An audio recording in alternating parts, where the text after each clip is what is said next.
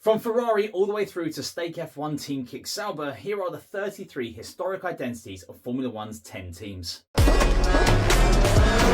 some, Formula One teams, changing identity has become almost routine.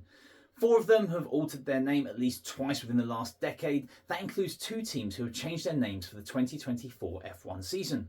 At least F1s for this year didn't need to worry about their Alphas and their Alphas, as neither Alfa Romeo nor Alpha Tauri feature on the grid, but exactly what they were replaced with became unclear and was certainly up for some discussion, with some questionable name titles and placeholder names.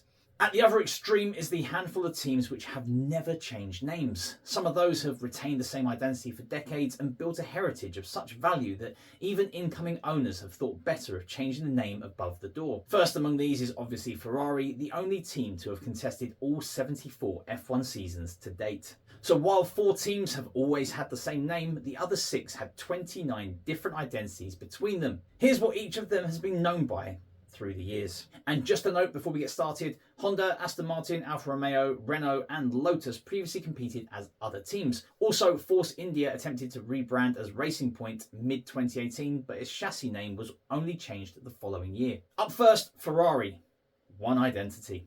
Ferrari is a uniquely historic Formula One team, the only team to have contested every World Championship, though not every round. Ferrari is a unique team, an unbroken link back to that first season, and that shared heritage gives it a special place in F1's history. Up next, McLaren. One identity. Another one of the handful of teams which have stayed faithful to their original name. McLaren celebrated their 60th anniversary last year, but arrived in F1 in 1966. Founder Bruce McLaren died in a crash testing one of their Can-Am cars 4 years later. Since then, the team has had a succession of different owners, but no other identity. Other great names which date back to the 60s and earlier, Lotus, Brabham and others, are sadly long gone. We follow McLaren with Williams. One identity. The team founded by Frank Williams has won more Constructors' Championships than anyone bar Ferrari, so it would have been a travesty to see their name disappear from the grid. Thankfully, the Dorilton saw the value of keeping the legacy name in place when they purchased the Williams team in 2020, and though the team now has a more American flavour, its identity has been preserved. Up next, the more recent one, Haas. One identity. The 4th team to have kept the same name since it entered the sport, but they only arrived in 2016. But as 3 of Haas's rivals have changed names twice in that short space of time, that is nothing to be sniffed at. Up next we have Red Bull. 3 identities. 3 times world champion Jackie Stewart created the Milton team's base team, which now competes as Red Bull. It lasted just 3 years in its original incarnation, during which time it scored its first victory before Ford chose to use it as its works team for their performance brand, Jaguar. This also proved relatively short-lived, and by the end of the 2005 season, the team was back up for sale. In stepped Red Bull brand co-founder Dietrich Mateschitz, who purchased the team and appointed Christian Horner, who transformed it into the powerhouse operation it is today. Up next, Mercedes. 4 identities. The same driver who founded the team which became Red Bull was the man to beat in the early 70s for Tyrrell. The team never enjoyed the same sustained success after Stewart's retirement at the end of 1973 season, but was still winning races a decade later. By the time Stewart's team arrived in F1, however, Tyrrell was on its knees and sold up to Craig Pollock and British American Tobacco, which formed an entirely new team after taking over Tyrrell's entry. Now, as tobacco sponsorship was increasingly outlawed, British American Racing was taken over by its engine supplier Honda in 2006. But within 3 years, it was sold up, one of several car manufacturers which wound down their F1 operations in the wake of the late noughties credit crunch. The team was only rescued thanks to the quick work of team principal Ross Brawn and others, who led a management buyout, agreed a new engine supply deal from Mercedes, and stunned F1 by winning the Constructors' Championship the following year and taking Jenson Button to the driver's title. Mercedes saw the potential and took over the team, and within 4 years they were winning titles regularly. RB, 4 identities, and not to be confused with Red Bull. Perennial back markers Minardi were always regarded with a degree of affection by fans.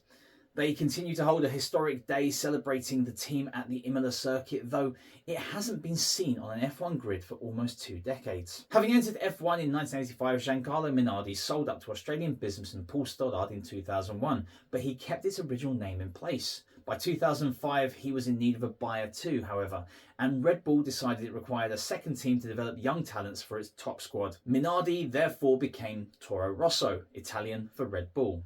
Ironically, it won a race before the senior squad did, courtesy of an inspired performance by Sebastian Vettel at a rain-soaked Monza in 2008. Despite Red Bull remaining in charge, the team has changed names twice since then. In 2020, it became AlphaTauri, Red Bull's fashion brand, and on entry last year for the 2004 F1 season, its name has been changed to RB. At the time, the team advised race fans that this was a placeholder name and that eventually the real name would be revealed.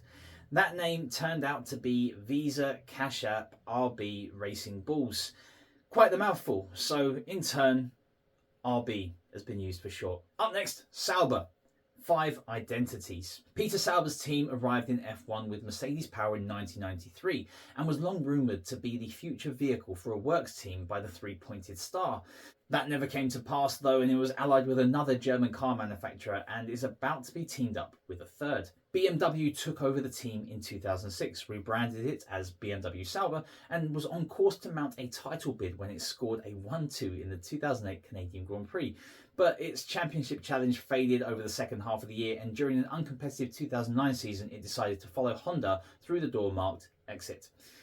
A late snag meant its name remained on the team the following year, which, together with an enforced change in engine supplier, meant that the entry was officially and bizarrely dubbed BMW Sauber Ferrari.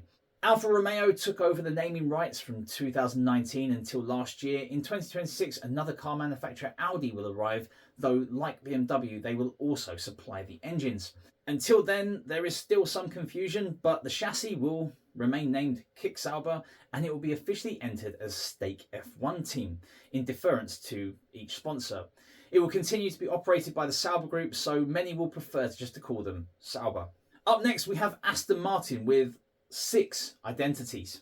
The team currently known as Aston Martin has gone through more changes of name in less time than any of its competitors. The factory built to house the Jordan F1 team in 1991 was demolished last year as its latest owners scale up operations in order to compete at the front of the grid. The operation, founded by Eddie Jordan, won races in the late 90s but couldn't keep pace with the rapid rise in spending over the years which followed. By 2005, he had sold up to the first of a succession of owners. Russian investment group Midland, surely the dullest name ever to be applied to an F1 team, was followed by Dutch sports car name Spyker, so other end of the spectrum, then Indian billionaire Vijay Mallya.